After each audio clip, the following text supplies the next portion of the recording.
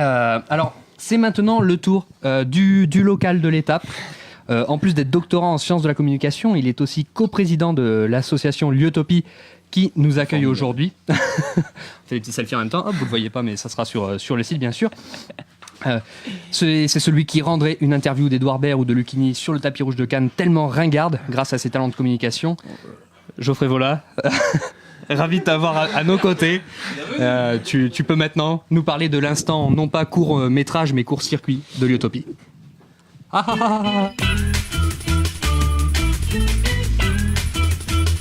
L'instant court-circuit de l'utopie. Merci Antoine pour cette vanne, c'est du très très haut niveau. C'est du grand Mendes. Quel honneur ce soir d'être à l'utopie pour vous parler de l'associationnisme. L'associationnisme...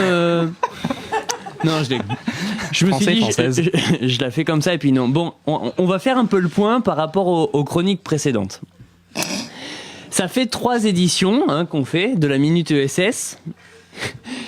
Et comment ? Économie sociale et solidaire pour les non-connaisseurs. Évidemment, mais sur Radio Campus, tout le monde est connaisseur. Pourquoi ? Parce que Radio Campus est une association et les associations font partie de l'économie sociale et solidaire. Donc on a défini, je disais, l'économie sociale et solidaire de l'utopie comme une transformation de nos modes de consommation, de nos modes de production, de réflexion, de décision, qui tendent vers plus de démocratie, plus d'écologie, plus de solidarité. Radio Campus, quoi. Puis, nous avons défini 2 socles de cette économie sociale et solidaire. D'abord, la coopération, rappelez-vous, c'était en novembre dernier. Et puis, le Buen Vivir, rappelez-vous, c'était en novembre dernier. On s'en souvient tous, d'ailleurs. Mais on ne peut pas aller plus loin, en fait, dans l'économie sociale et solidaire, sans parler d'association. Mais l'association avec un grand A. Parce que si la coopération est une pratique fondamentale, l'association, elle, comme le Buen Vivir, c'est une aspiration philosophique et politique. L'association avec un grand A, c'est l'association de l'associationnisme ouvrier. C'est celle qui, à la chute de l'Ancien Empire, est venue contester la libéralisation totale de la société, de l'activité économique et de l'individualisation des relations sociales. Avec l'avènement de la première révolution industrielle, c'est le début de la domination de l'économie de marché, de l'économie capitaliste, qui entraîne les premières heures du paupérisme ouvrier. La réaction ouvrière, elle ne s'est pas fait attendre. D'abord, le mouvement se structura en associations auto-organisées. Et puis, peu à peu, c'est un véritable mouvement politique qui s'est construit non plus avec l'objectif de survivre, mais bien de transformer l'ordre établi. Les associations ouvrières furent donc des espaces démocratiques, créatifs, valorisant la propriété collective des biens, la réciprocité, la construction des compétences et des connaissances partagées. Elles étaient donc portées par une triple dimension. Économique, bien sûr, puisqu'il s'agissait de produire des richesses. Politique, puisqu'il s'agissait de militer pour une transformation des pratiques économiques et des relations entre les hommes. Et enfin, symbolique, puisqu'il s'agissait de partager ensemble des valeurs et des symboles pour tendre vers ces transformations. Malheureusement, en 1848, en 1870, les massacres passèrent par là, la répression sanglante de l'État entraîna la fin de l'associationnisme ouvrier. Et laissa place à un siècle d'associations plus ou moins militantes, mais surtout incapables de s'inscrire en dehors des logiques de marché. Fort heureusement, l'histoire ressurgit toujours. Surtout lorsqu'elle s'inscrit dans une résistance qui est légitime par rapport à un ordre établi. Ainsi, dès les années 80, des nouveaux mouvements sociaux ont émergé, sous l'impulsion notamment du féminisme, de l'altermondialisme, de l'écologisme, et ces racines associationnistes ouvrières, économiques, politiques et symboliques sont réapparues. Et dans son identité collective, l'utopie est aussi une petite fille de l'associationnisme ouvrier. Car si ces associations ont une activité économique, elles ne sont pas des entreprises qui sont centrées sur la seule activité économique. Et de toute façon, cette activité économique, elle est questionnée dans les pratiques de l'utopie, dans des pratiques de commerce équitable, dans des pratiques démocratiques de faire l'économie. Car son référentiel n'est pas le marché, ce n'est pas cette main invisible, ce n'est pas la loi de l'offre et de la demande. C'est la démocratie. Les associations sont donc des lieux d'expression citoyens. Elles sont ouvertes à leur territoire, elles s'inscrivent dans un écosystème conflictuel et démocratique. Elles se confrontent aux politiques publiques car elles sont par essence dans une recherche constante de construction collective et démocratique, d'une activité sociétale, d'un horizon, d'un idéal.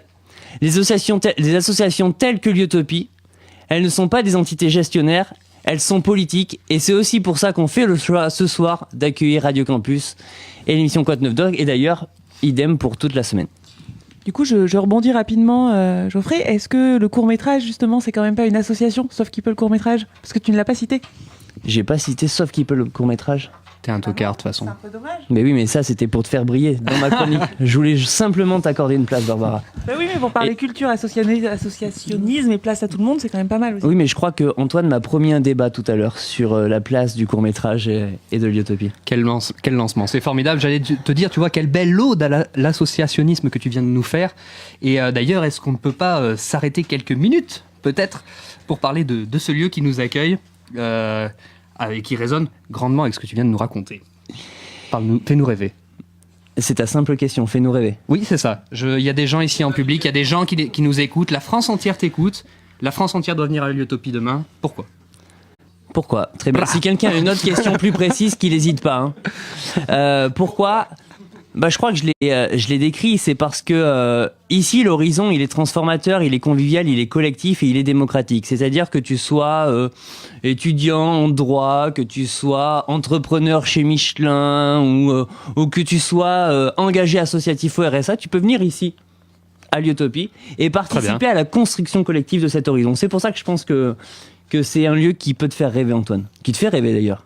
Oui, ça me fait rêver, ça me fait plus que rêver, même je voyage quand je viens ici.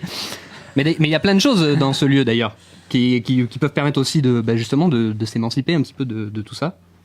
Comme, oh là, j'ai fait une friperie. Une friperie, c'est la friperie en ce moment. Oui, tiens, pourquoi il y a une friperie aujourd'hui, ce soir ? T'as décidé de me poser des questions qui me mettent mal à l'aise ce soir ? Oui, complètement. Très bien. Pourquoi il y a une friperie ? Tout simplement parce que les friperies, elles remettent en question, encore une fois, le paradigme de marché dans les activités économiques. Tout simplement, la friperie, c'est quoi ? C'est de la réutilisation. La réutilisation, c'est une pratique économique telle que celle qu'on veut mettre en place à l'Utopie. Complètement. Et alors, comment on peut participer, si ce n'est sur des projets, qu'est-ce qu'on peut venir faire ici concrètement Alors toi Antoine, pour la friperie ça va être délicat puisque tu as qu'un seul t-shirt, un seul pantalon et... Donc effectivement, je fais du 40 si jamais à la friperie vous n'hésitez pas à m'en garder 2-3, j'arrive. Mais sinon comment tu peux t'investir à l'Utopie ? Il y a vraiment je dirais une quinzaine. Pourquoi tu rigoles comme ça ? Parce que j'ai senti qu'il te manquait un truc. Là, non, il y a vraiment une quinzaine de portes d'entrée, que ce soit par la dimension do it yourself, que ce soit par le café solidaire, que ce soit par la programmation culturelle. Tu peux vraiment t'impliquer dans l'Utopie par rapport à tes aspirations. Et je crois que c'est vraiment ça qui est intéressant dans cet espace-là, c'est qu'il se construit en fonction des aspirations des gens qui veulent le construire. Fantastique. D'ailleurs, je l'annonce officiellement. Je paye une tournée à la fin. Il y a de la plan B, elle est pas dégueu, on peut... voilà. Hein. Voilà, et sinon, vous n'hésiterez pas, vous mettrez une petite pièce aussi dans mon chapeau tout à l'heure. Merci en tout cas pour cette chronique et pour cette petite discussion sur l'Utopie. Et on enchaîne avec une petite musique pour enchaîner avec la suite. C'est nul. Une belle transition. Tu vois, il manquait une phrase d'accroche qui n'était pas écrite là. It's been